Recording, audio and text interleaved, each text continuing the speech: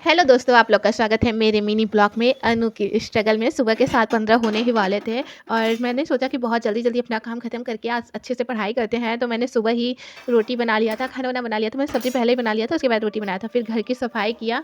घर की सफाई करते-करते मतलब और बर्तन भी धुले रहते हैं। ये तो मतलब पढ़ाई के साथ सभी के पास ही वर्क रहता है। सबको इतना तो कहना ही पड़ता है, उसके बाद ही पढ़ाई करना होता है।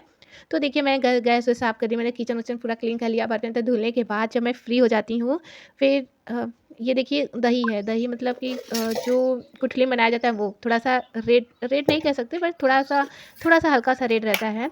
और मैं सुबह छत पे आ गई थी, साढ़े 9 बजे ही मैं अपना काम पूरा फिनिश कर दिया। पहले मैंने टेस्ट लगाया। टेस्ट में पता है दोस्त, आज मतलब ज्योमेट्री था, ज्योमेट्री के मुझे क्वेश्चन नहीं आ रहे थे। तो मुझे बहुत बुरा लग रहा था कि कैसे किया जाए कि केमिस्ट्री के क्वेश्चन सही हो पाएँ। वो बहुत गलत हो रहा था। और रीज़निंग पता है, रीज़निंग मैंने क्वेश्चन लगाए थे जिसमें से मेरा मतलब 7 ही क्वेश्चन सही था, 3 ठो गलत हो गया था। और आज का जो मतलब आज का तो दिया नहीं है, 26 तारीख को ही दिया था, तो उसमें भी ढेर सारे क्वेश्चन गलत हो रहे थे।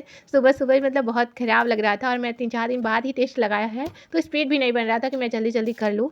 फिर मैंने क्या किया, उसके अकॉर्डिंग मैंने नोट्स बनाया कि मुझे पढ़ना क्या-क्या है। अगर आप टेस्ट के अकॉर्डिंग बना लेते हो कि आपको क्या पढ़ना है, फिर एक माइंडसेट में फिक्स हो जाता है कि मुझे यही पढ़ना है। तो मैं वही लिख रही थी और देखिए दोस्त, मैंने बाल-वाल नहीं झाड़े हैं, मैं डायरेक्ट ही ऊपर आ गई थी। तो मैंने इसकी वजह से पहले मैंने नोट्स बनाया, पहले टेस्ट लगाने के बाद मुझे पढ़ना क्या-क्या है। और नोट्स बनाने के बाद जब मैं थोड़ा-सा फ्री हुआ, तो मेरे पास सब्जेक्ट रहता है, ये मैथ है। मैथ का एक फार्मूला बुक है आदित्य रंजन सर का, और एक क्लास नोट्स है गगन प्रताप सर का, और एक खान सर का है। तो ये पेंसिल बहुत छोटी थी, तो मुझे लग रहा था कि इतनी छोटी पेंसिल से लिखा कैसे जाएगा, बट ऑप्शन कहीं नहीं था। तो बुक में पेन चलना भी थोड़ा-सा ख़राब लगता है, तो इसकी वजह से छोटी वाली पेंसिल से मैं पढ़ रही थी। और ये देखिए मैंने क्वेश्चन देख रहा था, मतलब कि ये क्वेश्चन प्रॉफ़िट एंड लॉस का रहता है ना, तो उसमें कौन-सा बढ़ता है, कितना प्रॉफ़िट कम होता है, ये सब वाला मैंने उसको पढ़ लिया। उसके बाद मैं रिवाइज़ करने वाली थी। बुक देखिए आप लोग को उल्टा लगेगा, बट ये सीधा था।